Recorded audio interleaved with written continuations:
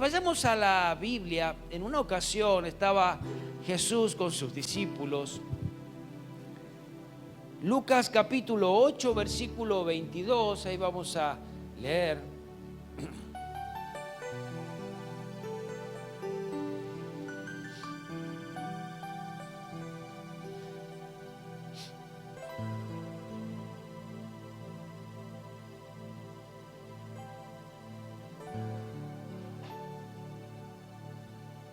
Dice así en Lucas capítulo 8, versículo 22. Aconteció un día que entró en una barca con sus discípulos y les dijo: pasemos al otro lado del lago, y partieron.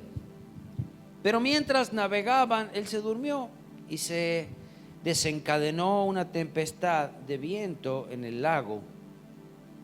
Y se anegaban y peligraban, y vinieron a él y le despertaron diciendo: Maestro, maestro, que perecemos. Despertando él, reprendió al viento, a las olas, y cesaron, y se hizo grande bonanza. Y les dijo: ¿dónde está vuestra fe? Y atemorizados se maravillaban y decían unos a otros: ¿quién es este que aún los vientos y las aguas manda y obedece? Se encontraban los discípulos pasando de un lado al otro en el lago, y allí se levanta una tempestad. Había un momento de tormenta, de angustia, de desesperación de sus discípulos, mientras que Jesús estaba allí en esa barca. Por ser hombre, se cansaba y estaba reposando, durmiendo. Aún en medio de la tormenta él podía dormir. Fue Jesús quien pasaba junto a ellos, no iban solos, estaba Jesús con ellos. Cuando le despertaron, él lo que hizo es reprendió. Esto significa que les ordenó a los vientos que se calmasen. Dice: y se hizo grande bonanza. Pero lo que me llama la atención aquí de los discípulos que ya habían estado tiempo con Jesús es la pregunta que ellos se hacen: ¿quién es este? ¿Quién es este que aún los vientos le obedecen? ¿Quién es? ¿Cuántas veces nosotros desconocemos quién es Jesús? Desconocemos su presencia, desconocemos su vida, desconocemos lo que hace. Si a este Jesús ya le habían visto, habían estado con él, habían visto muchos milagros, habían visto endemoniados ser liberados, pecadores perdonados, pero realmente, ¿quién era Jesús? ¿Quién era? ¿Quién sos? Y veamos qué dice la profecía de Isaías de quién era este Jesús. Y vayamos al libro de Isaías, el capítulo 61, versículo 1 y parte del 2 vamos a leer. Allí el profeta, Dios hablando a través del profeta Isaías, profecía, si no recuerdo, 600 años antes de Cristo. Allí Dios decía quién iba a venir y quién era este Jesús. Y dice así Isaías 61:1: el Espíritu del Señor, Jehová el Señor, está sobre mí, porque me ungió Jehová y me ha enviado a predicar buenas nuevas a los abatidos, a vendar a los quebrantados de corazón, a publicar libertad a los cautivos y a los presos apertura de la cárcel, a proclamar el año de la buena voluntad de Jehová. Esta era una de las tareas que tenía Jesús por hacer. ¿Quién era? Dice: el Espíritu de Jehová está sobre mí porque me ungió Jehová. Ahora, hay una palabra clave e importante aquí, es ungió. Y vamos a tratar de aprender qué es esta palabra y cómo nosotros la usamos. Esta en el hebreo es mashach. Que me perdone aquel que sepa hebreo, y que me perdonen los judíos si lo pronuncio mal, pero bueno, ungió significa mashach, ungir, frotar con aceite para consagrar a alguien o algo. Este es el significado. Esta palabra se utiliza 70 veces y se refiere a la costumbre de frotar con aceite, untar o santificar algo o personas o cosas. Esta en particular se utilizaba esta unción para los sacerdotes y los reyes. Mire, si no es casualidad que Jesús vino a ser rey y sacerdote. En la misma cruz de Jesús pusieron un cartel ahí, Rey de los Judíos. Amén. No, pero los sacerdotes decían, no, no es eso, lo que he puesto, decía. Rey de los Judíos. Y esto a través de unción, a través de esta forma de ungir con aceite, fueron consagrados y puestos en esos lugares como sacerdotes y como reyes. También se ungía el altar, el tabernáculo, la fuente, y se ungía a los hijos de los sumos sacerdotes que habrían de ser ungidos porque hacían ese trabajo. Ahora, el derivado más importante de esta palabra Mashach es Mashiach,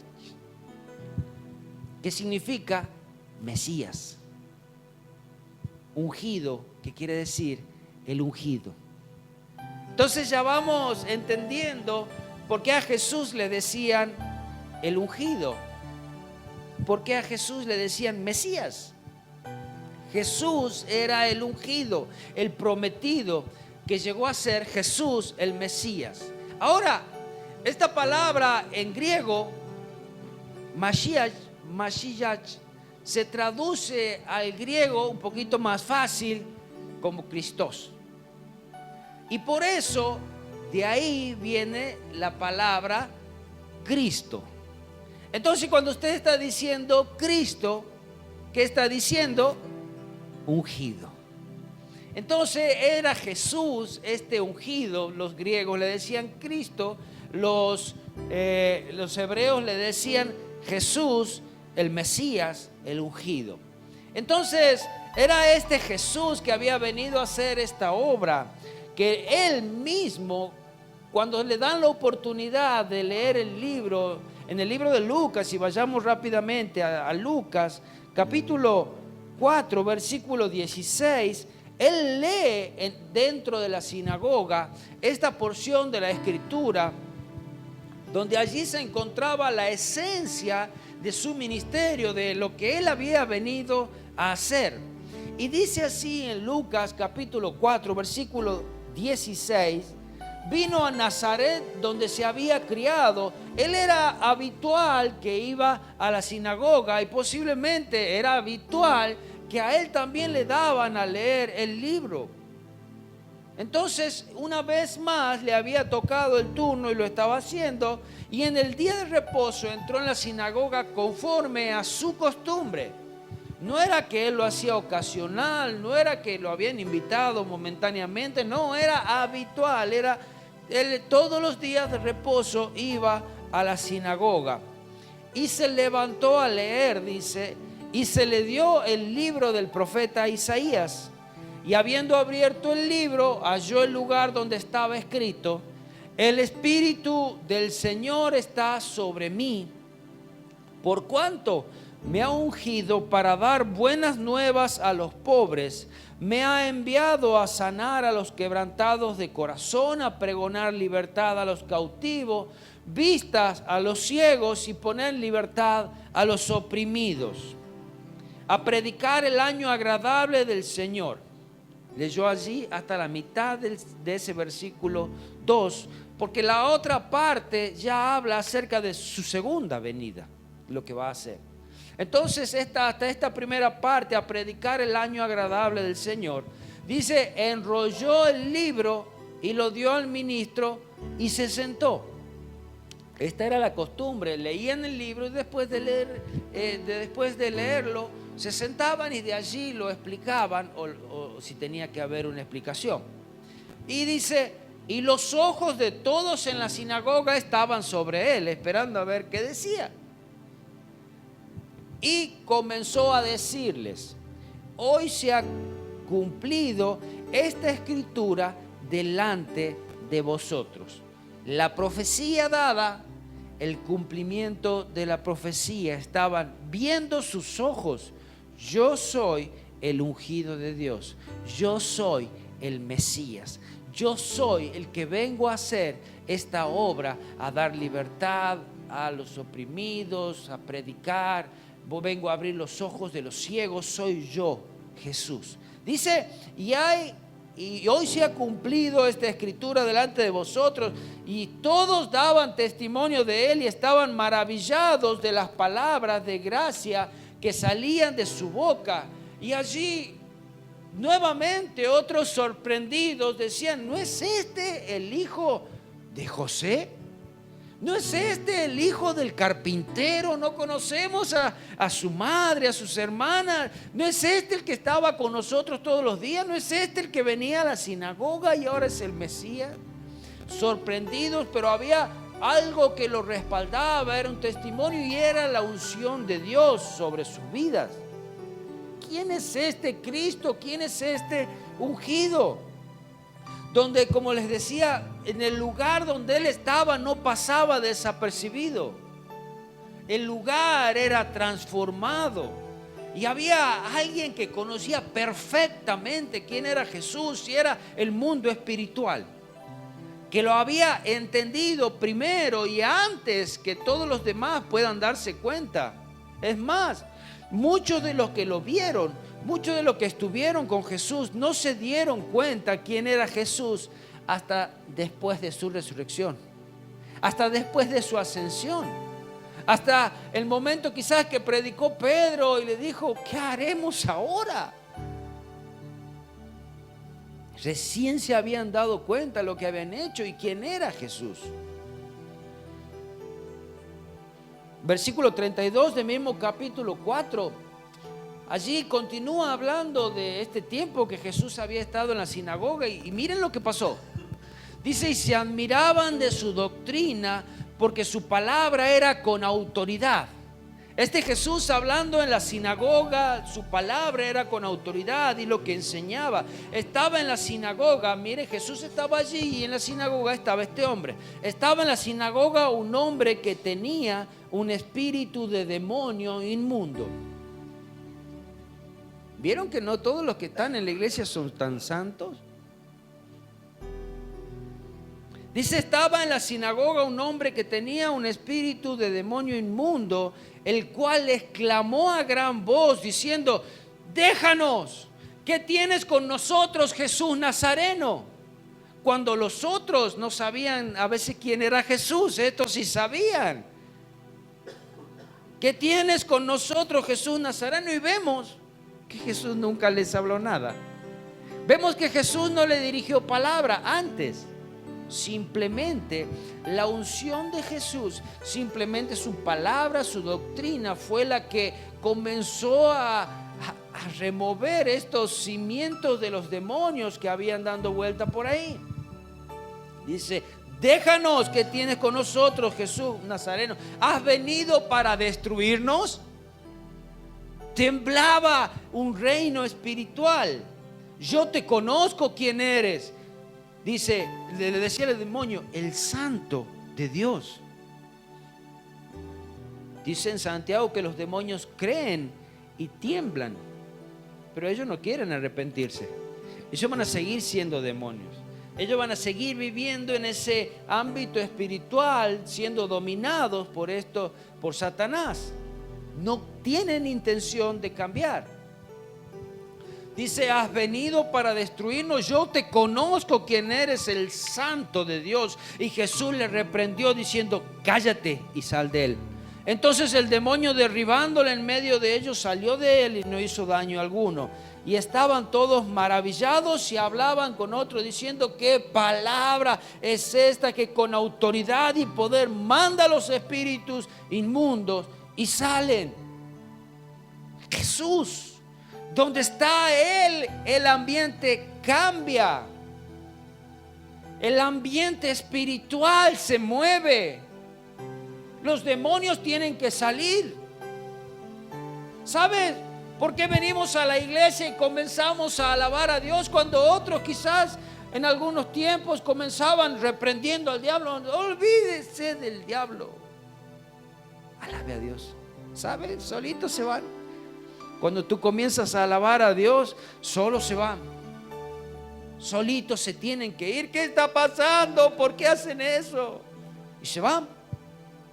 Pero cuando tú levantas a Dios, cuando tú levantas a Jesús, cuando levantas su nombre, en este mismo capítulo 4 de Lucas, el versículo 40 dice: al ponerse el sol, todos los que tenían enfermos de diversas enfermedades lo traían a él. Ahora vemos personas enfermas viniendo a Jesús, y él, poniendo las manos sobre cada uno de ellos, los sanaba. Mira, hay algo importante. No es que ellos se quedaban en su condición, no es que ellos se quedaban en sus casas. Hay algo que acá tenemos que entender. Dice: y todos tenían enfermos, diversas enfermedades. Léalo conmigo. Lo traían a él.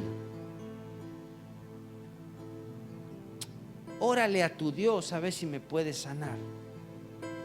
Ven a mi Dios. Ven a mi Dios. Humíllate delante de Él. No es saber decirle a tu Dios a ver si me puede sanar. Y lo traían a Él. Yo tengo un enfermo, yo lo llevo a Jesús, aquí está. Dice: y poniendo Jesús manos sobre ellos, los sanaba. Escucha, también salían demonios de muchos de ellos, dando voces, diciendo, nuevamente reconociendo quién era Jesús. Dice: tú eres el Hijo de Dios. ¿Quién hacía esto? Estos demonios, este mundo espiritual decía: tú eres el Hijo de Dios, tú eres el Santo.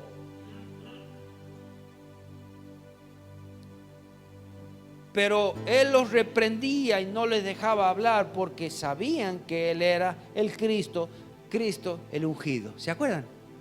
Amén. Ahora, acá estaba diciendo Jesús ahí en la sinagoga qué era lo que él había venido a hacer, y se lo leo en traducción lenguaje actual. Dice: el Espíritu de Dios está sobre mí, porque me eligió y me envió a dar buenas nuevas a los pobres en espíritu. Aquellos que son necesitados de la palabra de Dios, aquellos que abren su corazón y dicen: yo te necesito. No habla de pobre en dinero, pobre en recursos. No habla de ello. Habla de esos pobres en espíritu. Esos que dicen: yo quiero algo, yo necesito. Entonces, las buenas nuevas para aquellos, para anunciar libertad a los prisioneros, para devolver vista a los ciegos, para rescatar a los que son maltratados, y para anunciar a todos que este es el tiempo que eligió Dios para darnos salvación. Dar buenas nuevas a los pobres, llevar ese evangelio de salvación. Liberar a los que están oprimidos. ¿Oprimidos de qué y por qué? Dominados en algunos casos por espíritus que no es el Espíritu Santo, para traer libertad, que esas cadenas que los ataban, esas cadenas que los atan, sean rotas. Cadenas de opresión, cadenas de vicios, cadenas de maldición, pecados generacionales. Que los ojos de los ciegos sean abiertos, ojos naturales lo hizo, y ojos espirituales. Que la palabra sea abierta a nuestros ojos. Que todo lo que la profecía había dicho se ha cumplido. Que puedan ver que lo que Dios dice se cumple, y lo que Él dice se hace. Amén. Ojos espirituales para poder ver y entender la palabra. A usted le habrá pasado como a mí, que muchas veces leí muchas palabras y no entendía nada, era chino básico. Y sabes, y llega un momento que esos ojos espirituales son abiertos y uno dice, y nuestros oídos espirituales son abiertos y podemos escuchar esa voz del Espíritu Santo enseñándonos. Amén. Donde Él está, todo cambia. Si tú lo tienes en tu vida cambia. Si tú le dejas entrar en tu casa cambia. Si tú lo dejas entrar en tu iglesia cambia. Amén. Si tú lo dejas entrar en tu provincia, en tu municipio, en tu nación, cambia.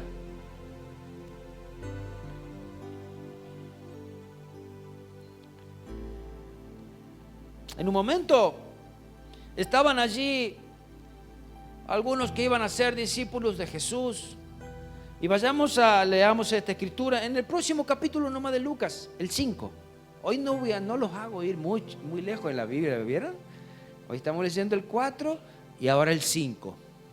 Allí Jesús estaba, miren lo que hizo. Aconteció que, 5:1, que estando Jesús junto al lago de Genezaret, el gentío se agolpaba sobre él para oír la palabra de Dios. Un hambre espiritual. Y así quiero escuchar la palabra de Dios. Voy a Él. Pero acá, a causa de la multitud, dice, vio 2 barcas que estaban cerca de la orilla del lago, y los pescadores, habiendo descendido en ella, lavaban sus redes. Y entrando en una de aquellas barcas, la cual era de Simón, le rogó que se apartase de tierra un poco. Subió a una de las barcas, estaba sobre ellas, y simplemente, como ya estaban en la orilla, le dijo que entre un poquito más al lago para que pueda estar un poquito separado y quizás más lo puedan ver. Entonces desde allí predicaba. Le rogó que se apartase de tierra un poco y sentándose enseñaba desde la barca a la multitud. Cuando terminó de hablar, dijo a Simón: boga mar adentro y echad vuestras redes para pescar. Acá vamos a ver un milagro muy grande. Jesús estaba en esa barca y allí había en esa barca a alguien que, después de haber visto lo que había sucedido esa noche, tenía que analizar si obedecer o no a Jesús. Dice: boga mar adentro, echad vuestras redes para pescar. Respondiendo Simón le dijo: maestro, toda la noche hemos estado trabajando y nada hemos pescado. Nuestros ojos pueden ver algo. Nuestra vida puede haber experimentado algo negativo. Nuestra vida puede haber visto todo el tiempo puertas cerradas. Pero cuando Jesús está, cuando Él habla y cuando nosotros obedecemos, cosas suceden. Dice: y nada hemos pescado, mas en tu palabra echaré la red. No es mi fe, ya no me alcanza la fe, pero por lo que tú dices, yo voy a caminar en obediencia. Yo voy a obedecer tu palabra y en tu palabra echaré la red. Dice: y habiéndolo hecho, encerraron gran cantidad de peces y la red se rompía. Dios había dado una orden, Jesús había dado una orden. No importaba lo que los discípulos pensaban, no importa lo que nosotros vemos, no importa lo que nosotros pensamos. Cuando Dios da la orden, solo camina. Recuerda cuando Pedro estaba en la barca, Jesús le dijo: ven, y caminó sobre las aguas. Obedeció. Cuando quitó su mirada de Jesús, comenzó a hundirse. Nada hemos pescado, decía Pedro, pero por tu palabra, en tu palabra obedeceré y echaré nuevamente la red. Y así fue como esas redes fueron cargadas de peces. Donde está Jesús, milagros suceden. Donde está Jesús hay provisión. Donde está Jesús hay vida eterna, hay salvación, hay restauración. Dice que de tal manera eran estas redes de llenas que se rompían. no puedo más, vení a ayudarme. Vení, hay para vos también, hay bendición para ti. Podían compartir de lo que aún Jesús les daba. Cuando ellos habían visto que no había nada antes de Jesús, con Jesús ahora había. Es grande lo que Él hace. En el lugar donde Él está es transformado, así como fue transformado Zaqueo, como fue transformada su vida, su familia, su hogar. En ese momento que la salvación había llegado a su casa, como dice en el 19:9, Jesús le dijo: hoy ha venido la salvación a esta casa, por cuanto Él también es hijo de Abraham. Porque el Hijo del Hombre vino a buscar y a salvar lo que se había perdido. Es necesario que yo esté hoy en tu casa, le decía Zaqueo. Zaqueo a prisa fue y preparó el lugar para Jesús. Hoy ha venido la salvación a esta casa. Y allí estaba Jesús trayendo salvación, restauración. Había un cambio de vida rotundo en la vida de este cobrador de impuestos. Nunca más iba a ser el mismo. Aún había devuelto la plata que había defraudado, que había robado. Fue en la misma presencia de Jesús que un ciego recobró la vista. Lucas 18, capítulo 35. Dice así. Me gusta leer mucho la Biblia. ¿Sabe por qué? Porque cuando a veces de todas las prédicas que nosotros hacemos, ¿qué queda? La palabra de Dios siempre va a quedar. Y si yo puedo sumarle alguna explicación, gracias a Dios. Pero es la palabra de Dios que va a permanecer. Esté yo o no esté yo, ella va a permanecer. Amén. Y es a ella que le tienes que obedecer. Porque de pronto usted va a decir: no, el pastor dijo. Sí, yo dije lo que dijo la Biblia. Usted obedece a Dios. Amén. Yo a veces uso mi boca, Dios, para decir, eso sí. Pero usted obedece a la Biblia, a Dios. Aconteció que acercándose Jesús a Jericó, un ciego estaba sentado junto al camino mendigando. Al oír la multitud que pasaba, preguntó qué era aquello, y le dijeron que pasaba Jesús Nazareno. Entonces dio voces diciendo: Jesús, hijo de David, ten misericordia de mí. Y los que iban delante le reprendían para que se callase, pero él clamaba mucho más. Ahora vemos algo. ¿Cuándo nos acercamos a la presencia de Jesús? Cuando nuestra oración, nuestro clamor es real. Quiero conocerte, quiero de ti, necesito una sanidad, necesito un milagro. Pero allí nos acercamos a Él. Jesús, hijo de David, ten misericordia de mí. Ayúdame, yo te necesito, no me pases por alto. Y aunque la gente te diga: cállate, deja de molestar al maestro, tú más fuerte, Jesús, hijo de David, acuérdate de mí. Ora, aunque el mundo te diga no lo hagas, Él no te escucha. Ora más fuerte, ora más tiempo, búscale, entrega toda tu vida a Él. Dice: y Jesús entonces deteniéndose. ¿Qué detuvo a Jesús? El amor, sí. La misericordia, el clamor, la oración. Jesús, Jesús, ten misericordia, te necesito. ¿Qué quieres que te haga? No, escucha. Dice: los que iban delante reprendían para que se callase, pero él clamaba mucho más: Hijo de David, ten misericordia de mí. Jesús entonces, deteniéndose, mandó traerle a su presencia, y cuando llegó le preguntó: a ver, ¿dónde lo trajeron a Jesús? ¿Dónde lo trajeron al ciego? A la presencia de Jesús. lo trajeron a Jesús. No le dijeron, ahí quédate ahí nomás, Jesús ya te manda un médico que te sane, que te ponga pupilé, que te cambie las cataratas. No. Trajeron a Jesús. Y fue allí que Jesús le pregunta, ¿qué quieres que te haga? Y él le dijo que reciba la vista. Jesús le dijo, recíbela, tu fe te ha salvado. Casi igual a la respuesta de Pedro. ¿Qué quiere? En tu nombre echaré la red. ¿Y ahora qué quiere que te haga? Yo quiero recibir la vista. ¿Qué quieres tú que Jesús haga? Búscalo en su presencia. Ve a la presencia de Él. Humíllate delante de Él. Clama, busca, pide. Si Él ha venido para eso.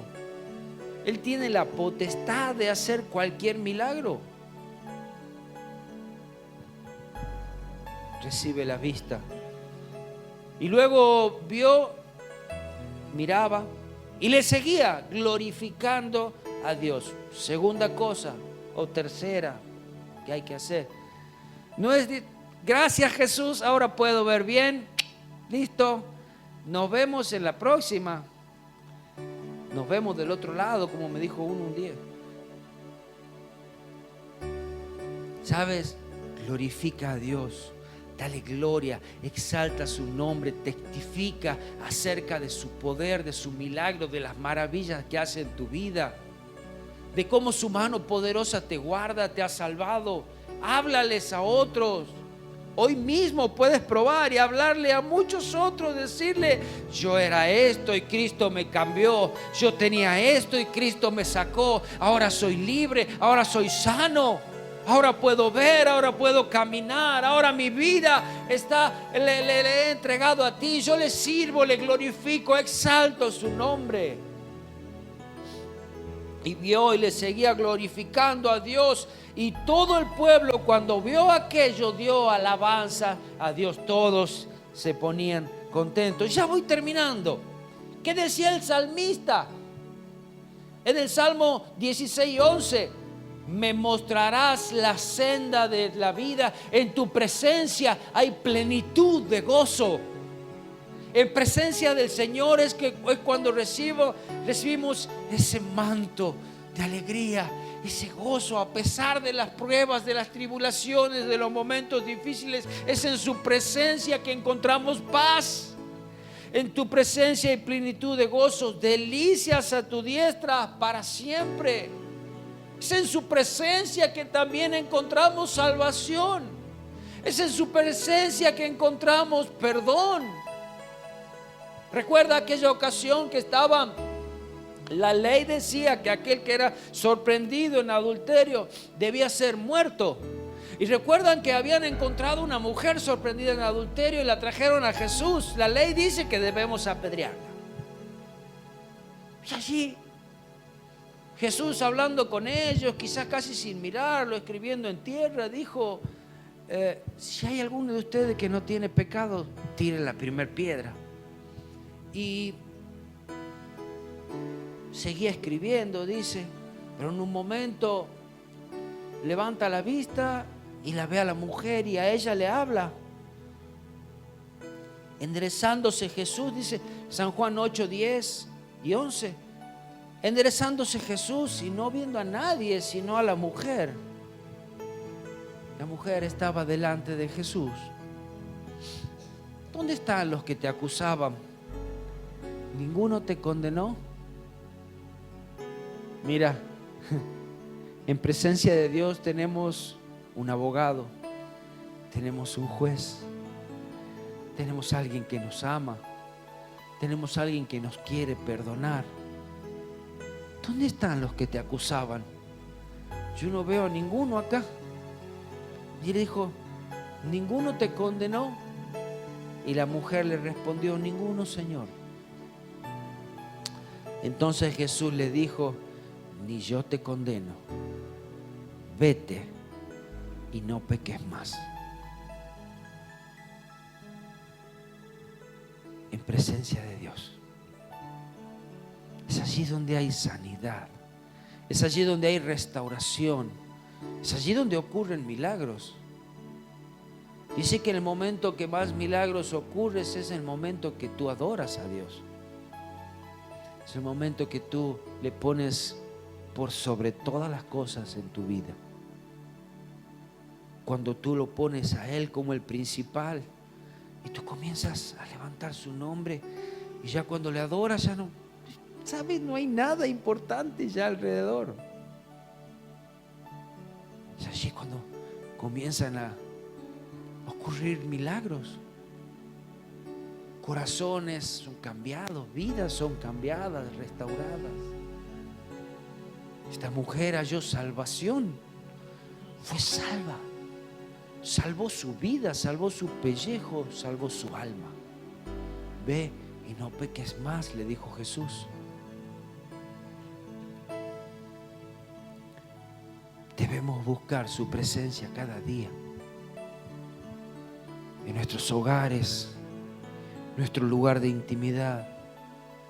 Cada vez que nos podemos reunir para alabarle, exaltar su nombre, olvídate de todo, olvídate del tiempo, olvídate de la comida, olvídate de tu marido, de tu mujer, y exalta su nombre. ¿Cuánto tiempo le das a Él?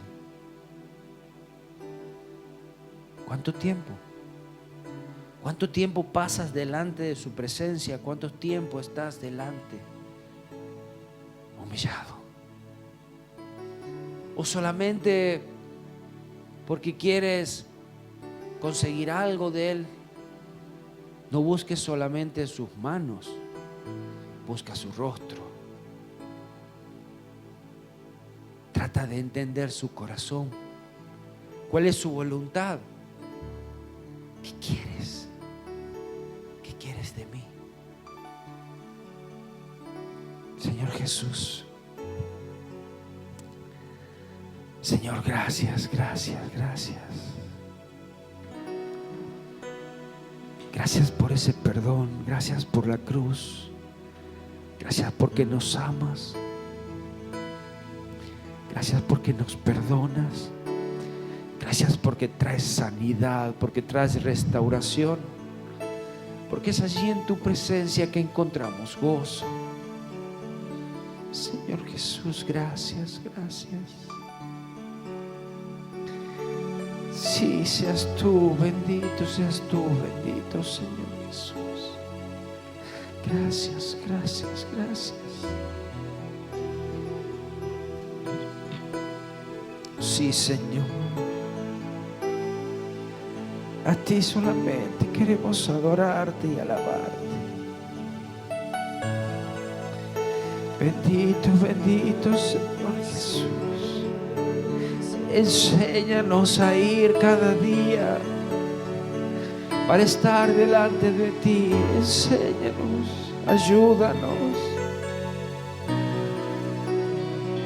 Ayúdanos, ayúdanos. Hijo de David, ten misericordia de mí.